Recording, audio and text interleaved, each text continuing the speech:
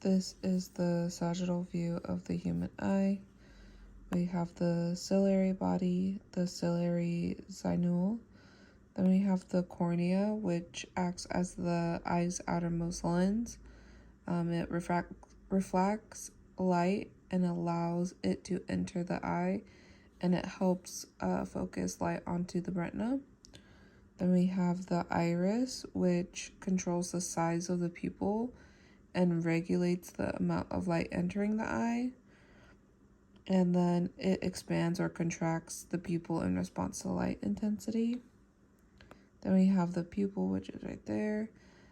It is the opening in the center of the iris that allows light to enter the eye. Its size depends on the iris muscles to regulate the amount of light reaching the retina. Then we have the lens right here, and that is located behind the iris. It focuses the light onto the retina by adjusting its shape through the process called accommodation. It helps in fine-tuning the focus for near and distant objects. Then we have the scleral venous sinus, and then we have the sclera, which is the white of the eye. It provides structural support and protection to the inner components of the eye. Then we have the choroid right here and right here, this red part. It supplies blood to the retina and other structures in the eye. It also helps regulate the amount of light entering the eye and prevents light from scattering.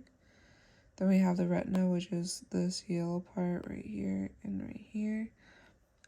It contains photoreceptor cells called rods and cones, and it captures light and converts it into electrical signals sent to the brain via the optic nerve. It's responsible for forming visual images. And then we have the optic nerve right here, and that transmits visual information from the retina to the brain. It carries the electrical signals generated by the retina to the visual cortex in the brain. And then it allows the brain to interpret the information as vision. And then we have the optic disc, the point on the retina where the optic nerve exits the eye. It lacks photoreceptors, creating a blind spot in the visual field.